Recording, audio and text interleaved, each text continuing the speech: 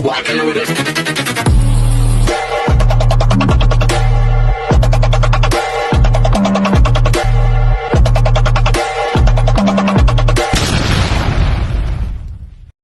Hello beautiful people! Welcome back to my channel. This is your Mama Sam dito sa Sam Sam TV. Kamusta naman kayo mga amigo, amiga, kumare at kumpare? Sana lahat kayo ay okay at safe ngayong araw na to. Syempre kung ako naman ang tatanungin nyo, nakikita naman ninyo, fresh overload pa rin ang Mama Sam ninyo. Diba?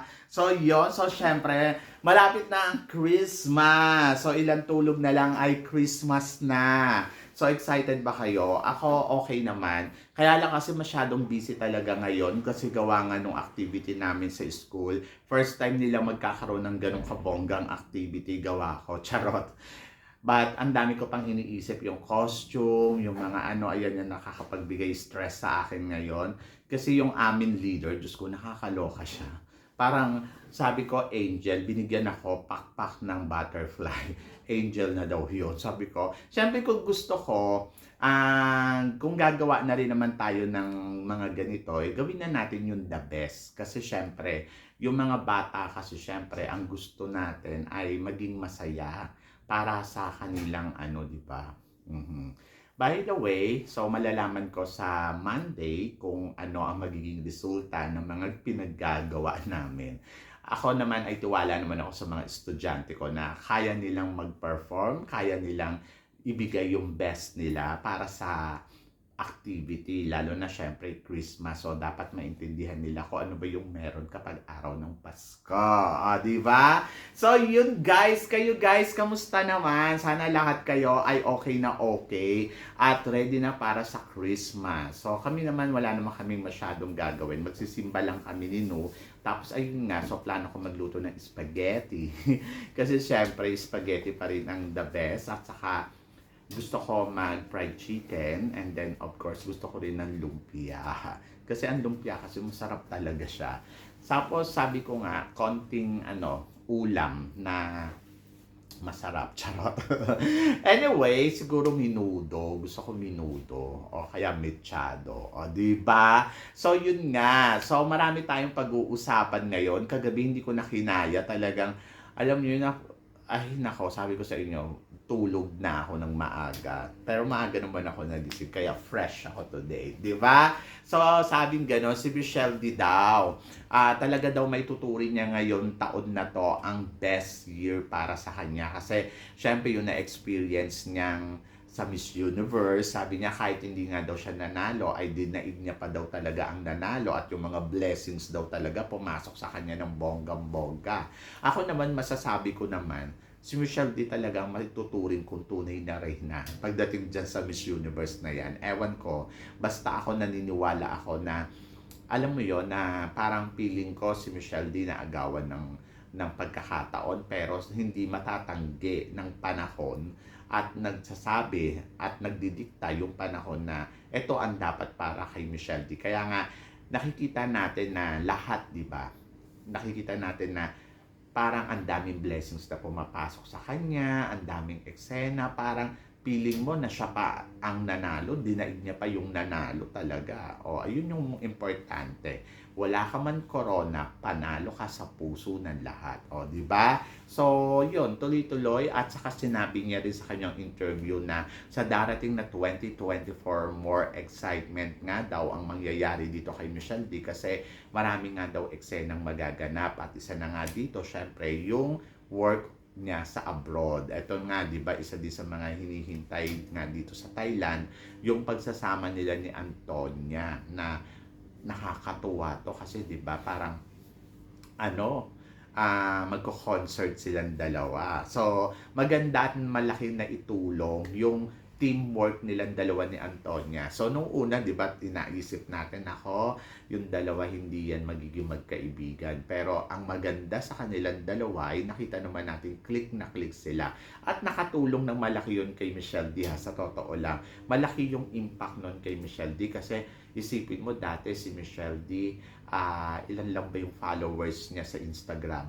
Parang nasa 500 plus. Pero mula yung ano na sila, bonding na silang dalawa ni Antonia, lumaki ng lumaki ng lumaki ng lumaki yung kanyang followers. Si Antonia merong 1.8 million.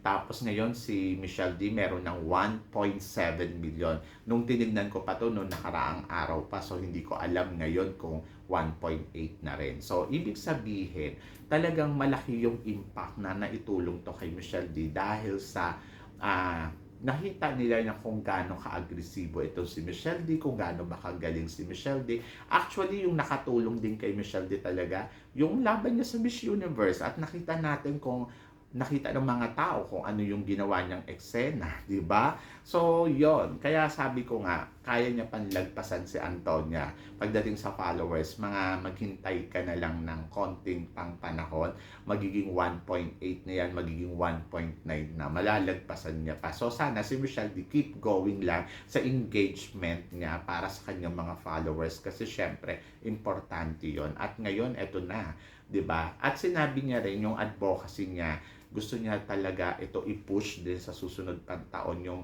ipagpatuloy yung ginagawa niya. Ayun ang magandang Reyna. Hindi yung Reyna ka lang for this year kasi ginagawa mo lang yung advocacy mo kasi Reyna ka lang for this year. Tapos after nun, ayaw na. Maraming mga beauty queen na ganyan na gumagawa lang sila ng advocacy kasi lalabas sila ng mga pageant o lalabas sila sa Miss Universe o sa Miss Grand o kung saan man. Tapos after nun, wala ka ng balita sa kanilang advocacy, pero si Michelle D iba. So talagang sincere talaga si Michelle D sa mga ginagawa niya.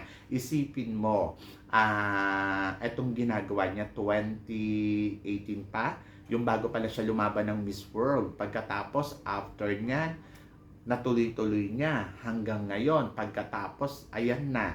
Ngayon, meron pa siyang gagawin sa susunod na taon. Kumbaga, ikikip niya pa rin yung kanyang advocacy at ipagpapatuloy niya pa rin tong gawin. So, ibig sabihin, hindi itong ginagawa ni Michelle D dahil sa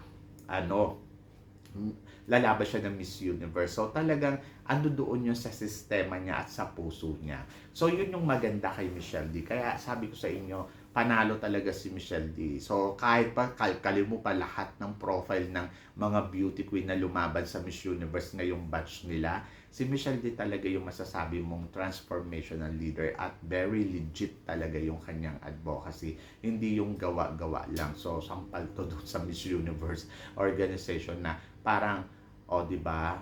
Ito talaga, ganito ka-sincere talaga si Michelle D sa ginagawa niya, tapos parang ganun lang.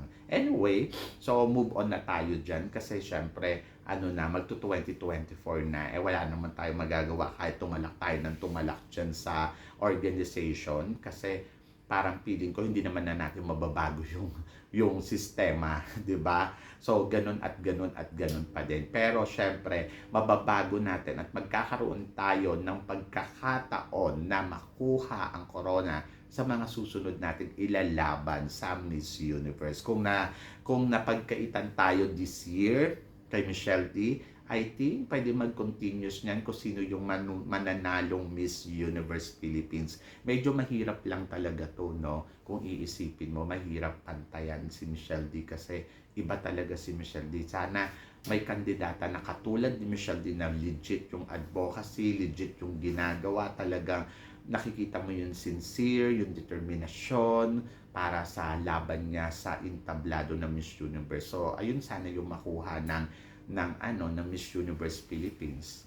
Kasi wala mahihirapan sila na pantayan talaga si Michelle D kung hindi sila makakakuha ng katulad ni Michelle D na palaban talaga at nandoon yung determination. Pera na lang kung gagawin ng organization yon mismo ng Miss Universe Philippines para sa susunod na kandidata natin. Ako parang sabi ko nga, parang sa mga kandidata ngayon ng Miss Universe Philippines, pressured yung mga yan kasi sa ipinakita ni Michelle D. Ito yung nape-pressured sila, hindi mananalo ng corona si Michelle D sa Miss Universe. Pressured sila.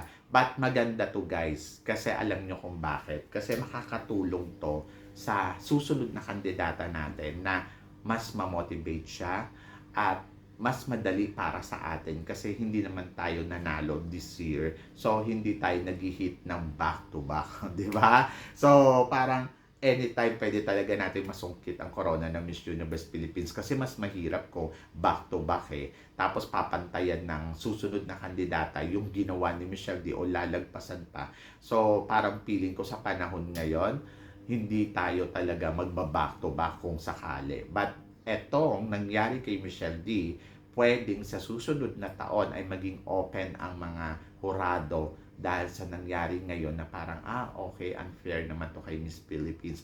And then, mas tutukan nila yung potential ng kandidata natin sa susunod na taon kung bakit nila kailangan ipanalo to sa competition ng Miss Universe. Diba? So, yon ang nakakatuwa sa mga aabangan natin dito sa competition ng Miss Universe. At saka, kung sino yung ipapadala natin. Yun talaga yung exciting to. Sino ba yung susunod kay Michelle D? Oh. So, yun. So, I wish all the best kay Michelle D. Siyempre, yung good health niya. Ayun ang importante. Kasi parang feeling ko talagang sagadan talaga yung pagod ni Michelle D. Todo-todo. Mula noong, di ba? Mula noong papunta siya ng Miss Universe hanggang ngayon, hindi pa siya nagpapahinga talaga ng masasabi mo nakapagpahinga na ba to talaga ng todo. So, wala pang ganon. Kaya, sana yung health niya is good condition lagi. Ayun yung wish ko sa kanya for 2024. And then, of course, tignan natin kung ano pa ang mga maririnig natin about Michelle D sa darating na taon na 2024. But for now, feeling ko, tuloy-tuloy lang ang isang Michelle D. Diba? So, yon. Kayo guys, ano guys ang masasabi nyo dito sa mga pinag-uusapan natin ngayon about Michelle D? Please comment below para at least malaman ko naman kung ano ang chika mo dito sa mga pinag-uusapan natin. So, yon. Guys, maraming salamat syempre sa inyong lahat sa walang sawang suporta na binibigay ninyo dito sa channel ko at sa mga hindi pa po nakaka-subscribe dyan, please don't forget to click like and subscribe my channel at i-click nyo na rin po ang notification bell para lagi kayong updated syempre sa aking mga chika. So yun guys, maraming salamat po. Hanggang dito na lang, hanggang sa muli nating chikahan. See you tomorrow. Thank you guys.